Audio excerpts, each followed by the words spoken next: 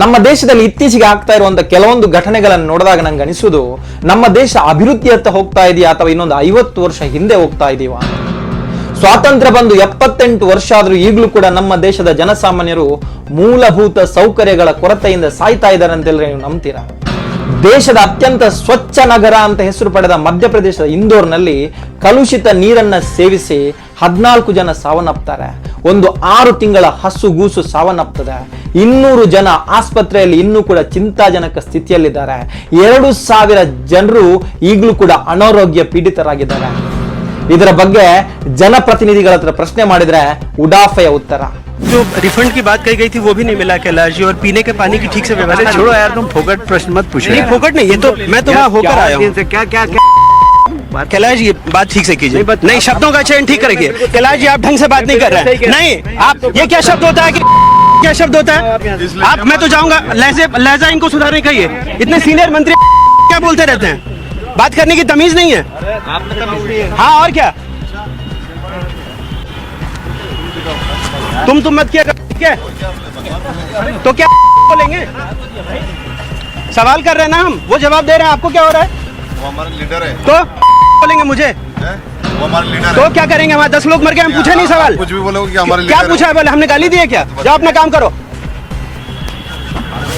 Municipality ಅವರಿಗೆ ಇದರ ಬಗ್ಗೆ 15 ದಿವಸಗಳ ಮುಂಚೆಯೇ ಗೊತ್ತಿದ್ರು ಕೂಡ ಯಾವುದೇ ಪರಿಹಾರ ಇಲ್ಲ. ಹಾಗಾದ್ರೆ ಮಧ್ಯಪ್ರದೇಶದ ಇಂದೋರ್ನಲ್ಲಿ ಆಗಿದ್ದೇನು? ದೇಶದ ಅತ್ಯಂತ ಸ್ವಚ್ಛ ನಗರ ಅಂತ ಹೆಸರು ಪಡೆದ ಇಂದೋರ್ನಲ್ಲಿ ನಡೆದ ಈ ದುರ್ಘಟನೆಗೆ ಕಾರಣ ಯಾರು? ಅಧಿಕಾರಿಗಳು, ಜನಪ್ರತಿನಿಧಿಗಳು ಅಥವಾ ಜನರು? ಸ್ನೇಹಿತರೆ, ಈ ಎಲ್ಲ ಪ್ರಶ್ನೆಗಳಿಗೆ ಇವತ್ತಿನ ವಿಡಿಯೋದಲ್ಲಿ ಉತ್ತರ ನೀಡುವಂತ ಪ್ರಯತ್ನ ಮಾಡ್ತೀನಿ. ಈ ತರದ ಕರೆಂಟ್ ಅಫೇರ್ಸ್ ಮತ್ತು ಇಂಟ್ರೆಸ್ಟಿಂಗ್ ಟಾಪಿಕ್ ಗಳನ್ನ ನಿಮಗೆ ಅರ್ಥವಾಗೋ ರೀತಿಯಲ್ಲಿ ಹೇಳುವಂತ ಪ್ರಾಮಾಣಿಕ ಪ್ರಯತ್ನ ನಮ್ದು. ನಿಮಗೆ ಇಷ್ಟ ಆದ್ರೆ ಲೈಕ್ ಮಾಡಿ, ಇಲ್ಲಾಂದ್ರೆ ಡಿಸ್ಲೈಕ್ ಮಾಡಿ, ಏನೇ ಸಲಹೆ ಇದ್ರು ಕಮೆಂಟ್ ಮಾಡಿ ಅಂತ ಹೇಳ್ತಾ ಬನ್ನಿ ಇವತ್ತಿನ ವಿಡಿಯೋನ ಶುರು ಮಾಡೋಣ. ನಮಸ್ತೆ ಕರ್ನಾಟಕ, ನಾನು ನಿಮ್ಮ ದಿನಕರ್ ಅಂಚನ್.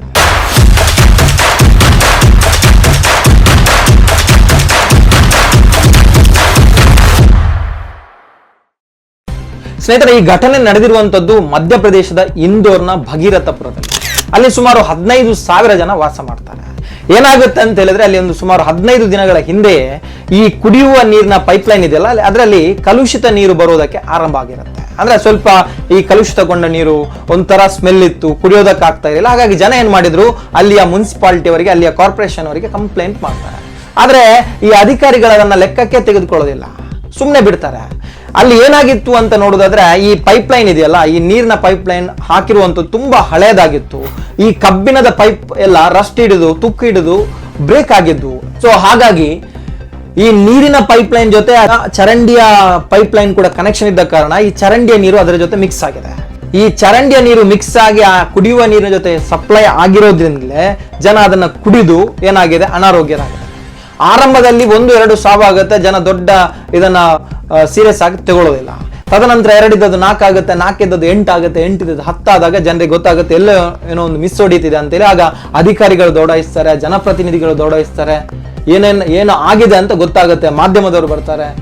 ಆದ್ರೆ ಇತ್ತೀಚೆಗೆ ಅಂದ್ರೆ ಮೊನ್ನೆ ನಡೆದಂತ ಒಂದು ಘಟನೆ ಇಡೀ ದೇಶವನ್ನೇ ತಲ್ಲಣಗೊಳಿಸುತ್ತೆ. ಒಂದು 6 ತಿಂಗಳ ಮಗು ಈ ಕಲುಷಿತ ನೀರಿಂದ ಸಾವನ್ನಪ್ಪುತ್ತೆ. ಮಗುವಿಗೆ ಒಂದು ಪ್ಯಾಕೆಟ್ ಹಾಲನ್ನ ಕೊಡ್ಬೇಕಾದ್ರೆ ಅದನ್ನ ಸ್ವಲ್ಪ ನೀರನ್ನ ಮಿಕ್ಸ್ ಮಾಡ್ತಾರೆ. ಆ ನೀರನ್ನ ಮಿಕ್ಸ್ ಮಾಡಿ ಕುಡಿದಂತ ಮಗು ಏನಿದೆ, ವಿಷಪೂರಿತ ನೀರನ್ನ ಕುಡಿದು ಮಗು ಸಾವನ್ನಪ್ಪುತ್ತೆ. ಮಕ್ಕಳಾಗದೆ 10 ವರ್ಷ ಕಾದು ಪಡೆದಂತ ಮಗು ಅದು. ಸ್ನೇಹಿತರೆ, ನಂಗೆ ನಿಮ್ಗೆ ಎಕ್ಸ್ಪ್ಲೈನ್ ಮಾಡ್ಬೇಕಾದ್ರೆ ನನಗೆ ಆ ನೋವು ತಡ್ಕೊಳಕ್ ಆಗ್ತಿಲ್ಲ. ಅಂತದ್ರಲ್ಲಿ ಆ ತಂದೆ ತಾಯಿಯ ನೋವು ಎಷ್ಟಿರ್ಬೋದು ಇಮ್ಯಾಜಿನ್ ಮಾಡಿ. 14 ಜನ ಸಾವನ್ನಪ್ತಾರೆ. ಸುಮಾರು 200ಕ್ಕೂ ಅಧಿಕ ಜನ ಈಗಲೂ ಕೂಡ ಹಾಸ್ಪಿಟಲ್ ಅಲ್ಲಿ ಸಾವು ಬದುಕಿನ ನಡುವೆ ಹೋರಾಡ್ತಾ ಇದ್ದಾರೆ. ಈಗ 2,000ಕ್ಕೂ ಅಧಿಕ ಜನರಿಗೆ ಇದರಿಂದ ಇಫೆಕ್ಟ್ ಆಗಿದೆ. ಎತ್ತ ಹೋಗ್ತಾ ಇದೆ ನಮ್ಮ ದೇಶ, ಯಾವುದು ಅಭಿವೃದ್ಧಿ ಇಲ್ಲಿ? ಇದರ ಬಗ್ಗೆ ಪ್ರಶ್ನೆ ಮಾಡಿದ್ರೆ ಜನಪ್ರತಿನಿಧಿಗಳ ಹತ್ರ ಪ್ರಶ್ನೆ ಮಾಡಿದ್ರೆ ಉಡಾಫೆ ಉತ್ತರ, ಮಾಧ್ಯಮದವರಿಗೆ ಆವಾಜ್ ಹಾಕೋದು. ಅದರ ಜೊತೆ ಇದನ್ನ ಯಾಕೆ ಮಾಡ್ಲಿಲ್ಲ, 15 ದಿವಸದ ಮುಂಚೆ ಇದರ ಬಗ್ಗೆ ಒಂದು ಸೂಚನೆ ಮುನ್ಸಿಪಾಲಿಟಿ ಅವ್ರಿಗೆ ಇದ್ರೂ ಕೂಡ ಯಾಕೆ ಇದನ್ನ ಅವರು ಸರಿ ಮಾಡ್ಲಿಲ್ಲ ಗೊತ್ತೇನು? ಅಲ್ಲಿ ಅವರಿಗೆ ಬೇಕಾದಂತ ಟೆಂಡರ್ ಅನ್ನ ವಹಿಸ್ಕೊಳ್ಳುವಂತ ಒಬ್ಬ ಕಾಂಟ್ರಾಕ್ಟರ್ ಬಂದಿರಲಿಲ್ಲ, ಅವನಿಗೆ ಬೇರೆ ಎಲ್ಲೋ ಕಾಂಟ್ರಾಕ್ಟ್ ವರ್ಕ್ ಆಗ್ತಾ ಇತ್ತಂತೆ. ಸೊ ಅವನ್ ಬಂದ್ರೇನೆ ಇವ್ರು ಕೊಡೋದು, ಯಾಕಂದ್ರೆ ಇವರಿಗೆ ಸ್ವಲ್ಪ ಕಮಿಷನ್ ಜಾಸ್ತಿ ಸಿಗ್ಬೇಕಲ್ಲ, ಅದಕ್ಕೋಸ್ಕರ. ನೋಡಿ ಎಂತ ಪರಿಸ್ಥಿತಿಯಲ್ಲಿ ನಾವಿದೀವಿ ಇವತ್ತು. ಭ್ರಷ್ಟಾಚಾರ ಅನ್ನುವಂಥದ್ದು ಇವತ್ತು ಜನಸಾಮಾನ್ಯರನ್ನ ಕೊಲ್ತಾ ಇದೆ. ದಿನದಿಂದ ದಿನಕ್ಕೆ ಇಲ್ಲಿ ಜನ ಸಾಯ್ತಾ ಇದ್ದಾರೆ. ಆ ಕಡೆ ಒಂದ್ ಕಡೆ ದುರಂತ ಆಗೋದು, ಬಸ್ ರೋಡ್ ಆಕ್ಸಿಡೆಂಟ್ ಆಗೋದು, ಒಂದ್ ಕಡೆ ಈ ತರ ಮೂಲಭೂತ ಸೌಕರ್ಯಗಳಿಂದ ಕೊರತೆಯಿಂದ ಸಾವನ್ನಪ್ಪೋದು ಏನಾಗ್ತಿದೆ ನಮ್ಮ ದೇಶದಲ್ಲಿ. ಈ ಅಭಿವೃದ್ಧಿ ಅನ್ನುವಂಥ ಹೆಸರಲ್ಲಿ ನಮ್ಮನ್ನ ಏನೋ ಒಂದು ಫೇಕ್ ರೀತಿಯಲ್ಲಿ ಜನರನ್ನ ಏನ್ ಹೇಳಿದ್ರು ನಡೆಯುತ್ತೆ, ಇಲ್ಲಿ ಜನರಿಗೆ ಏನ್ ಮಾಡಿದ್ರು ಕೇಳೋರಿಲ್ಲ ಅನ್ನುವ ರೀತಿಯಲ್ಲಿ ನಡೀತಾ ಇದೆ. ಇದನ್ನೆಲ್ಲ ನೋಡಿದಾಗ ನಂಗೆ ಅನ್ಸೋದು ಸಮಸ್ಯೆಗೆ ಕಾರಣ ಯಾರು ಅಂತ ಕೇಳೋದಾದ್ರೆ ನಾವು ಅಧಿಕಾರಿಗಳನ್ನ ಸೂಚಿಸ್ತೀವಿ, ಜನಪ್ರತಿನಿಧಿಗಳನ್ನ ಸೂಚಿಸ್ತೀವಿ. ಇವರೆಲ್ಲ ಒಂದು ಕಾರಣ ಆದ್ರೆ ಇದರ 90% ಕಾರಣ ನಾವಾಗಿದ್ದೀವಿ. ಯಾಕಂತ ಹೇಳಿದ್ರೆ ನಾವು ಪ್ರಶ್ನೆ ಮಾಡದೆ ಸುಮ್ಮನಿದೀವಲ್ಲ, ಹಾಗಾಗಿ ನಾವು ಕಾರಣ. ಇವತ್ತು ಇಂದೋರ್ನಲ್ಲಿ ನಡೆದ ಘಟನೆ ಮುಂದೆ ಪ್ರತಿ ರಾಜ್ಯದಲ್ಲೂ ನಡೀಬಹುದು. ಯಾಕಂತ ಹೇಳಿದ್ರೆ ಇವತ್ತು ಪ್ರತಿ ರಾಜ್ಯದಲ್ಲಿ ಎಷ್ಟೋ ನಮ್ಮ ದೇಶದಲ್ಲಿರುವಂತಹ ಒಂದೊಂದು ಜಿಲ್ಲೆಯಲ್ಲೂ ಒಂದೊಂದು ಊರಲ್ಲೂ ಕೂಡ ಸಾವಿರ ಸಮಸ್ಯೆಗಳಿವೆ. ಕೆಲವೊಂದು ಊರಲ್ಲಿ ಸರಿಯಾದಂತ ನೀರಿನ ವ್ಯವಸ್ಥೆ ಇಲ್ಲ, ವಿದ್ಯುತ್ ಸಂಪರ್ಕ ಇಲ್ಲ, ರೋಡ್ ಇಲ್ಲ, ಶಾಲೆ ಇಲ್ಲ, ಮೂಲಭೂತ ಸೌಕರ್ಯ ಇಲ್ಲ. ಪ್ರಶ್ನೆ ಮಾಡಲ್ಲ ನಾವು, ಯಾಕಂದ್ರೆ ನಾವು ಎಷ್ಟಾಗಿದ್ದೀವಿ. ಈ ಅಧಿಕಾರಿಗಳನ್ನ, ಈ ಜನಪ್ರತಿನಿಧಿಗಳನ್ನ ನಾವು ರಾಜರುಗಳಂತೆ ಬಿಂಬಿಸಿದ್ದೀವಿ. ಇವತ್ತು ದುಡ್ಡು ಕೊಟ್ರೆ ಏನು ಮಾಡೋದಕ್ಕೂ ಜನಸಾಮಾನ್ಯರು ಅವರ ಪರವಾಗಿ ಏನು ಮಾಡೋದಕ್ಕೂ ರೆಡಿ ಇದ್ದಾರೆ. ಹಾಗಾಗಿ ಇವತ್ತು ಅವರು ಮೆರೆಯುತ್ತಿರುವಂಥದ್ದು, ಅವರಿಗೆ ಬಿಸ್ಲರಿ ಕುಡಿಯುವುದಕ್ಕೆ ಇಲ್ಲಿ ಜನಸಾಮಾನ್ಯರಿಗೆ ಚರಂಡಿ ನೀರು. ಜನ ಹೋಗಿ ಅದನ್ನ ಸರಿ ಮಾಡಿ ಅಂತ ಕಂಪ್ಲೇಂಟ್ ಕೊಟ್ಟರು, ಅದಕ್ಕೆ ಪರಿಹಾರ ಇಲ್ಲ.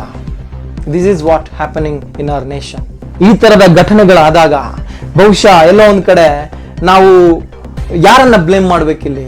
ಅಲ್ಲಿಯ ಮುಖ್ಯಮಂತ್ರಿಯೋ, ಅಲ್ಲಿಯ ಜನಪ್ರತಿನಿಧಿಗಳೋ, ಅಥವಾ ಜನರಿಗೆ ನಾವು ಅಭಿವೃದ್ಧಿ ಯಾವುದು ಅಭಿವೃದ್ಧಿ? ಆಕ್ಚುಲಿ ಜನರ ಸಾವಿನ ಮೇಲೆ ನಿಂತು ಕಟ್ಟುವಂತ ಅಭಿವೃದ್ಧಿ ನಮ್ಗೆ ಅವಶ್ಯಕತೆ ಇಲ್ಲ.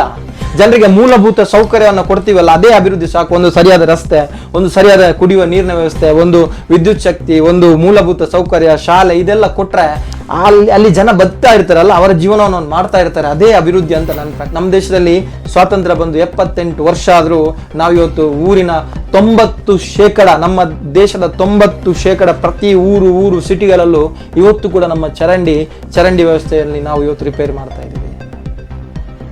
ನಾವು ದೊಡ್ಡ ಜಾಗತಿಕ 4ನೇ ಆರ್ಥಿಕತೆಯ ಬಗ್ಗೆ ಮಾತಾಡ್ತಿದ್ದೀವಿ, ನಾವು ಸೂಪರ್ ಪವರ್ ಬಗ್ಗೆ ಮಾತಾಡ್ತೀವಿ. ಐ ಥಿಂಕ್ ಇದೆಲ್ಲ ಈ ಸಮಸ್ಯೆಗಳ ಈ ತರದ ಘಟನೆ ಆದಾಗ ಇದೆಲ್ಲ ವೇಸ್ಟ್ ಅಂತ ಅನಿಸೋದು ನಮಗೆ, ವೇಸ್ಟ್ ಅಂತ ಅನಿಸೋದು. ಇಲ್ಲಿಂದ ಅಭಿವೃದ್ಧಿ ಆಗಬೇಕು.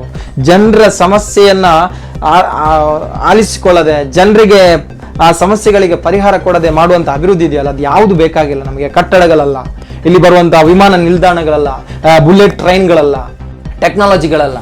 ಜನರ ಸಮಸ್ಯೆಗೆ, ಈ ಮೂಲಭೂತ ಸಮಸ್ಯೆಯನ್ನ ಪರಿಹಾರ ಕೊಟ್ಟು ಅವರನ್ನ ಸದೃಢ ರೀತಿಯಲ್ಲಿ ಜೀವನ ಮಾಡುವುದಕ್ಕೆ ಬಿಡುವುದಿದೆಯಲ್ಲ, ಅದು ಅಲ್ಲಿಂದ ಅಭಿವೃದ್ಧಿ ಆರಂಭ ಆಗುತ್ತೆ ಅಂತ. ಸೊ ಸ್ನೇಹಿತರೆ, ಇವಿಷ್ಟ ಆಗಿತ್ತು ನನ್ನ ಒಂದು ವಿಚಾರ. ಇದನ್ನ ನಾವೆಲ್ಲರೂ ಕೂಡ ಧ್ವನಿಗೂಡಿಸಿ ಕೇಳುವಂತ ಇದೊಂದು ಘಟನೆ. ಇದು ಯಾಕೆ ಇವತ್ತು ಇಷ್ಟು ತಣ್ಣಗಾಗಿದೆ ಗೊತ್ತಿಲ್ಲ.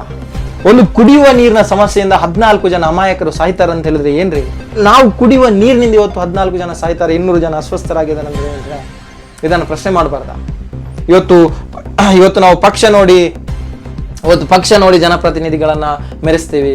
ಇವತ್ತು ಒಬ್ಬ ವ್ಯಕ್ತಿಯನ್ನ ಜಾತಿ ನೋಡಿ ಮೆರೆಸ್ತೀವಿ, ಅವನ ಕೆಲಸ ನೋಡಿ ಅಲ್ಲ. ಇದೆಲ್ಲ ಬಿಟ್ಟು ನಾವು ಪಕ್ಷಾತೀತವಾಗಿ ಕಾಂಗ್ರೆಸ್, ಬಿಜೆಪಿ ಇದೆಲ್ಲ ಬಿಡಿ. ಅದು ಮತದಾನದ ಸಮಯದಲ್ಲಿ ನೀವು ಮತ ಹಾಕ್ತೀರ, ಅದಾದ್ಮೇಲೆ ಬಿಟ್ಟು ನಾವು ಅವರನ್ನ ಈ ತರದ ಕೆಲಸ ಕಾರ್ಯಗಳಲ್ಲಿ ಪ್ರಶ್ನೆ ಮಾಡದಿದ್ರೆ ಇದು ಮುಂದಿನ ದಿನಗಳಲ್ಲಿ ಪ್ರತಿ ಊರಿನ ಪ್ರತಿ ಮನೆಯ ಸಮಸ್ಯೆ ಆಗೋದು ಪಕ್ಕ ಅಂತ ಹೇಳ್ತಾ ನಾವು ಎಚ್ಚೆತ್ತುಕೊಳ್ಳುವಂಥದ್ದು. ನಮ್ಮ ಧ್ವನಿ ಇವತ್ತಾದ್ರೂ ಇಂತಹ ಘಟನೆಗಳಿಗಾದ್ರೂ ಒಗ್ಗೂಡಿಲ್ಲ ಅಂತ ಹೇಳಿದ್ರೆ ಆವತ್ತು ಬ್ರಿಟಿಷರಿಗೆ ಗುಲಾಮರಾದಂತೆ ಈಗ ಮತ್ತೆ ಈ ರಾಜಕಾರಣಿಗೆ ಗುಲಾಮರಾಗುವ ಪರಿಸ್ಥಿತಿ ಬರ್ಬೋದು. ಸೊ ಆದಷ್ಟು ಬೇಗ ಎಚ್ಚೆತ್ತುಕೊಳ್ಳೋಣ ಅಂತ ಹೇಳ್ತಾ ಮುಂದಿನ ವಿಡಿಯೋದಲ್ಲಿ ಮತ್ತೆ ಸಿಗ್ತೀನಿ. ನಮಸ್ಕಾರ.